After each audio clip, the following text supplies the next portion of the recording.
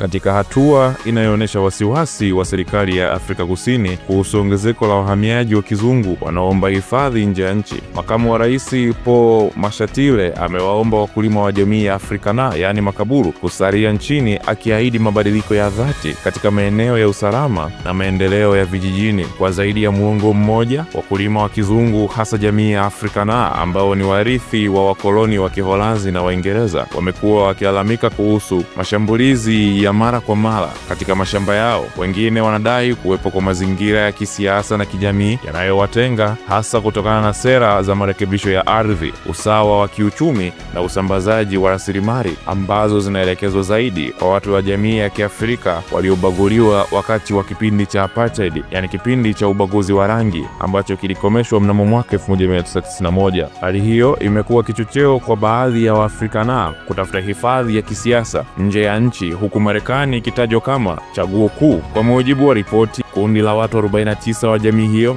waliondoka jijini Johannesburg kupitia ndege ya kukodishwa ya Omni Air International na kufikia uwanja wa ndege wa kimataifa wa Dulles, Washington, wakiwa na hati ya hifadhi ya muda. Katika maonyesho ya kilimo ya Nampo Harvest Day, Mashatile alikutana na baadhi ya wakulima na akatoa ujumbe wenye matumaini. Tumesikia kilio chao, wanataka serikali waunge mkono katika usalama wa mashambani, miundombinu na barabara na fursa za kibiashara.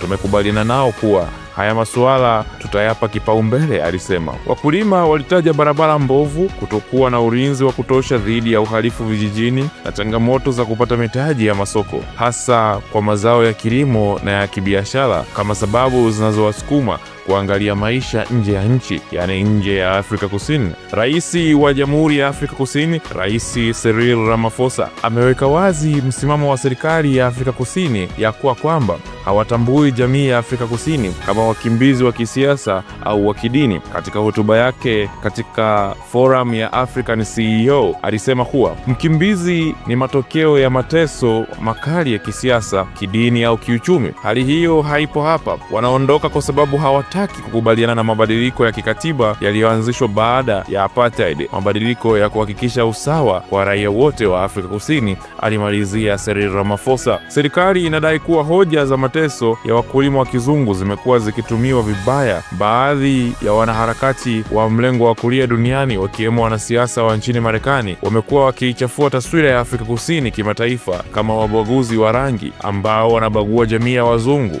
Rais Cyril Ramaphosa anatarajiwa kukutana na rais wa Marekani Donald Trump mnamo tarehe 21 Mei kwa ziara ya siku 4. Lengo ni kurekebisha mwelekeo wa kisiasa kati ya mataifa hayo mawili ambayo uhusiano wake umekuwa na mivutano, hasa tangu kauli za Trump kuhusu wakulima weupe kuuliwa na ardhi kupokonywa. Trump aliwahi kutuma ujumbe kwenye mtandao wa X, zamani Twitter, mwaka 2023 akisema serikali ya Afrika Kusini inawapokonya ardhi wakulima wa kizungu na wengi wanauawa. Kauli hiyo ilionekana kama kuingilia masuala ya ndani ya Afrika Kusini na ikazua ukosoaji mkubwa kutoka kwa jumuiya ya kimataifa ikiwemo Umoja wa Afrika. Katika ziara yake, Ramaphosa anatarajiwa kusisitiza kuwa Afrika Kusini ni taifa linalojitahidi kujenga demokrasia isiyo na ubaguzi wa rangi na kwamba jamii ya Afrikaner ni sehemu ya taifa hilo isiyotengwa wala kudhulumiwa. Taarifa za wakulima wa kizungu kutafuta hifadhi nchini Marekani zimeibua mjadala mpana kuhusu urithi wa ubaguzi wa rangi, marekebisho ya ardhi na nafasi ya jamii ya kizungu katika Afrika ya Kusini ya leo. Wakati baadhi wakiona hili kama ukwepaji wa wajibu wa historia, wengine hasa ndani ya jamii ya Afrikaner